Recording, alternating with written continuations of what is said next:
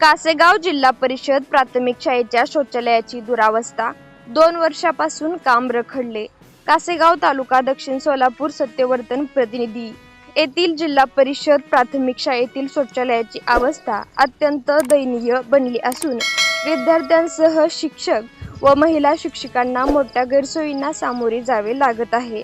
सदर शौचालयाच्या दुरुस्ती व बांधकामासाठी 15व्या वित्त आयोगातून निधी मंजूर झालेला असतानाही मागील 2 वर्षापासून हे काम अद्याप सुरू झालेले नाही. ग्रामपंचायतीकडील इच्छाशक्तीचा अभाव आणि प्रशासनाचे जाणीवपूर्वक दुर्लक्ष यामुळे हे काम रखडल्याचा आरोप ग्रामस्थांकडून केला जात आहे. शाळेत शिक्षण घेणाऱ्या लहान विद्यार्थ्यांना स्वच्छतेच्या मूलभूत सुविधांपासून वंचित राहावे लागत असून याचा त्यांच्या आरोग्यावरही विपरीत परिणाम होण्याची शक्यता व्यक्त केली जात आहे. विशेषतः महिला शिक्षकांना मोठ्या अडचणींचा सामना करावा लागत असून शालेय वातावरणात आवश्यक असलेल्या स्वच्छ व सुरक्षित सुविधांचा अभाव गंभीर बाब मानली जात आहे. याबाबत वारंवार तक्रारी करूनही संबंधित यंत्रणेकडून कोणताही ठोस कारवाई करण्यात आलेली नाही.